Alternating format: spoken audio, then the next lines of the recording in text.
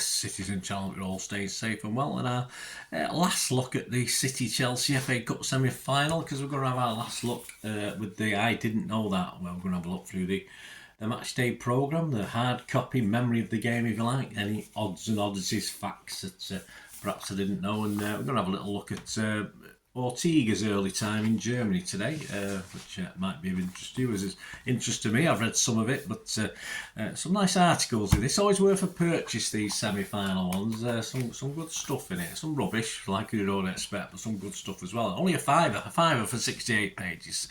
I say, no, there's plenty of City content. All right, know most of it. Plenty of City and Chelsea content, probably know most of it. And of course, content on the opponents, which I probably don't know much of. I'm not that interested about, but there's always something you can glean, isn't there? So we'll have a look through this anyway. And I say we'll have a look at a little bit more on Stefan Ortega, our goalkeeper on the day, of course, doing a good job as always. Please, if you're new to the channel, push that subscribe button, push the bell notifications, everything. City past, present, and as long as we can keep going, that's all we can promise. And it'd be great to have you on board, spread the word. And if you have a look through, you'll see another passion of mine, which is film and TV stuff. So if you've any interest in film and TV, have a look. Or if you know somebody who might be interested, point them in my direction. I'll be very, very grateful. I've got my reading glasses on today because I'll be reading a little excerpt. So. And they're always better, even though my others are supposed to read, I can never see as well out of them. Even though they're brand new, I can never see as well out of them. So there you go. Right, yes, the cover, nice. I like the cover. I think it's a good cover. Yeah, I'm pretty impressed with that. I like that. I like the style. Of course, you're going to feature both teams. No sort of one bigger than the other particularly. Although, we've got a bigger player at the front. That's about it. That's the only thing bigger. But it's a nice cover. What didn't we know, perhaps? Perhaps not so much about City in this we didn't know. We'll talk about Ortega, etc. This was our 18th semi-final in the FA Cup, and sadly we've won less than half. We've actually won 8 of those 18 now, so I think Pep's at fault for some of them, isn't he? Mike Doyle, yes, a legend, of course, no longer with us, sadly, but he has the record for the most City FA Cup appearances between 1965 and 1978. Happy days, yes. I was probably at most of them, as long as they weren't away from home. Well, the mid-70s I would have gone, but certainly before that I wouldn't. 44 appearances, Mike Doyle, so he's our most appeared in the FA Cup. As I said, there's a nice piece on Ortega. We'll have a look at that before we go. Kovacic, yeah, what's it? Dinamo Zagreb or Dinamo. He became their youngest ever captain, took that responsibility. Yeah, so old Kovacic. What about Chelsea? Well, massive club Chelsea, of course. Their first FA Cup win, you may or may not know this, came in 1970. There you go. A long way after, only 66 years later than we did it. But credit to them now, they rank joint third with Spurs and Liverpool on trophies won. Hopefully we're sort of closing that gap as we speak. If we can get a win in the final, of course.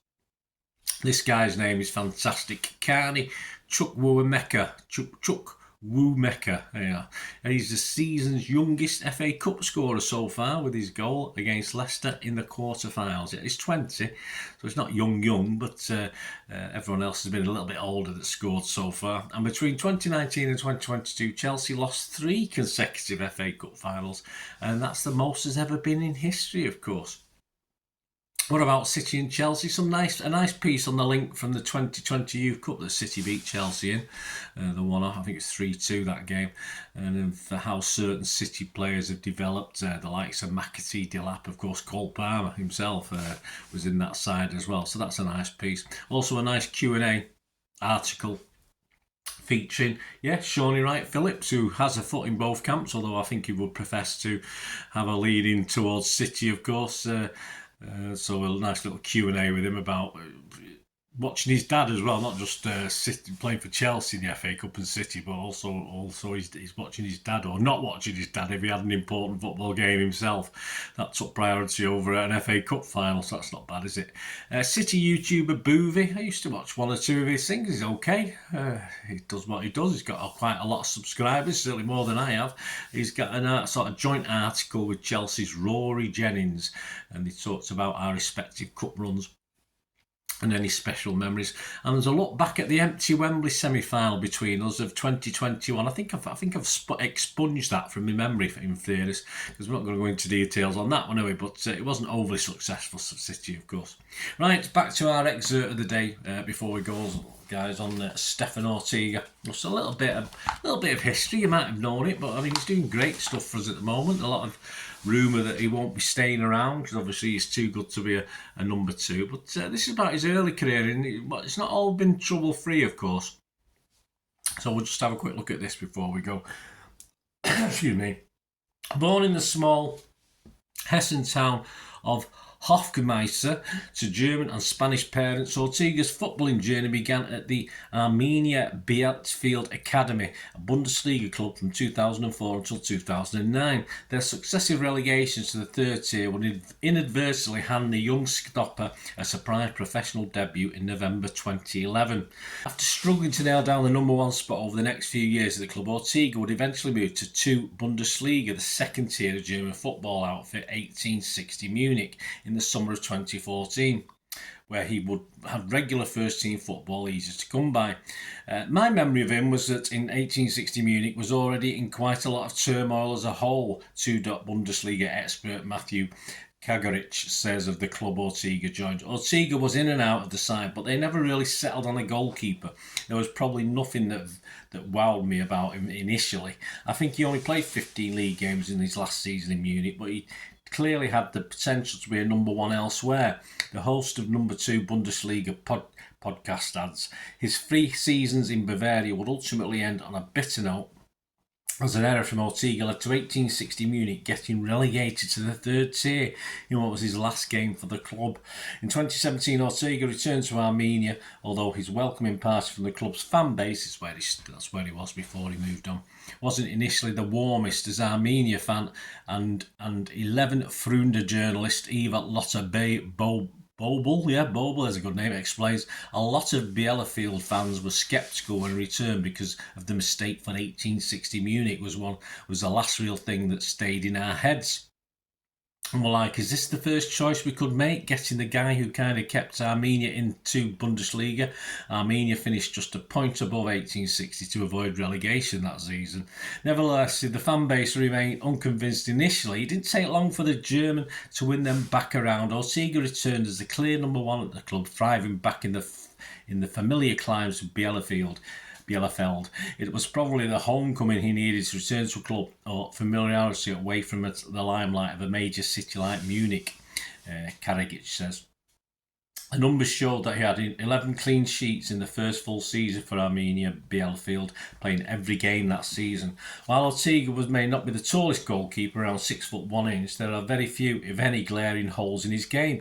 In fact, as Karagic noted, during his time in 2 Bundesliga, Ortega managed to turn his biggest weakness, his serviceable distribution, into one of his main strengths. Pep Guardiola wouldn't have looked at him if he couldn't move the ball, he says, of the keeper's improvement over the years. Ortega's third season back at Armenia will be one to remember for both himself and the entire club. A superb campaign in 2019-20 under manager Uwe Neuhaus saw Die Blauen win the title, shipping just 30 goals in 34 games, the fewest of any team that season. As Bull points out, Ortega was a critical reason for Bielefeld's success, setting the tone for those just ahead of him in the defensive line. This is where he really came to show his quality. I mean, there were some games where mistakes were made, but Ortega really proved himself to be one of the key players of that promotion team, she states. And it was so vital because he established himself to be the voice in the defence and to be the voice going forward.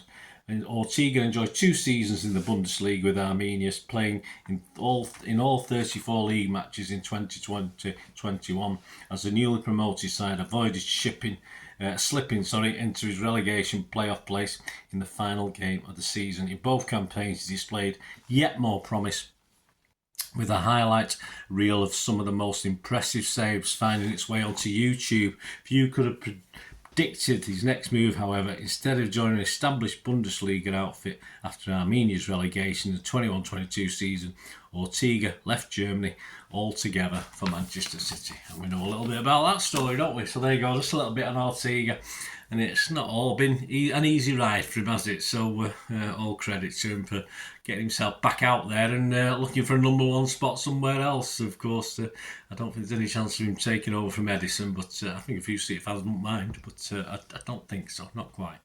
But we'll see. Perhaps if he hangs on another year or two and Edison and Pep goals, perhaps there'll be different opinions, but not just at this point in time. Anyway, thanks for joining me for this little I Didn't Know look back, of course, at the FA Cup semi-final programme. Yeah, always a good read. Say for a £5, you probably get it online and get it online for under £7 or £8. Buy it, it's worth the read. Let me know any thoughts you've got a copy yourself anyway. It'd be great to hear from you. Till we meet again, last one thing, don't I? Please stay safe, Blues. Come on, City. Bye for now.